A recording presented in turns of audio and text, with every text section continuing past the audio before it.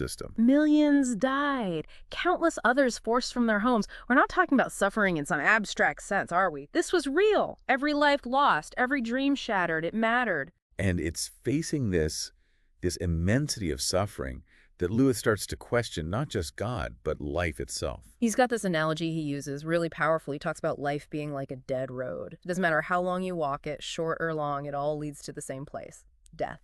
It's bleak, no getting around it. No. But I think what he's doing is forcing us to confront that reality. Our mortality is, like he says, about death. Just a light switch. On, off, gone. He's got a dark sense of humor about it almost, but there's something deeper there, right? Like he's saying, okay, if we're all going to die anyway, what's the point of it all? What makes a life meaningful? Yeah, and that's where we start to see this connection to existentialism, the whole idea that we're just thrown into this existence. Yeah.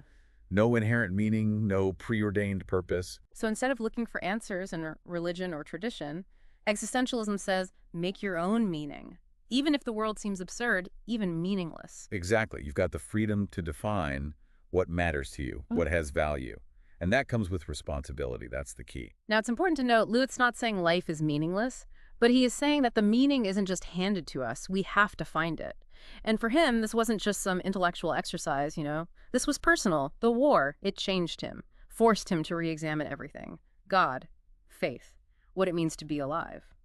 And that's really just the beginning of his journey. He goes on to challenge conventional thinking about Africa's future, about religion, about aid, even education. And that's where we'll pick it up next time.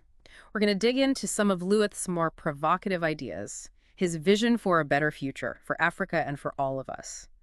So last time we left off with Lewis really struggling, right? All that suffering and God. Well, God's silent. But Lewis, he takes it a step further.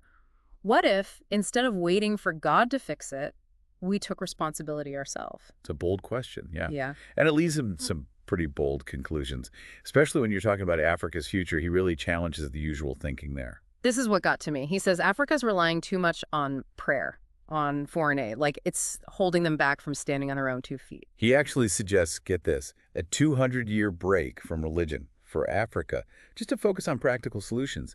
Even says, you pray for 5 hours? What? Do you think God is deaf? Not mincing words, as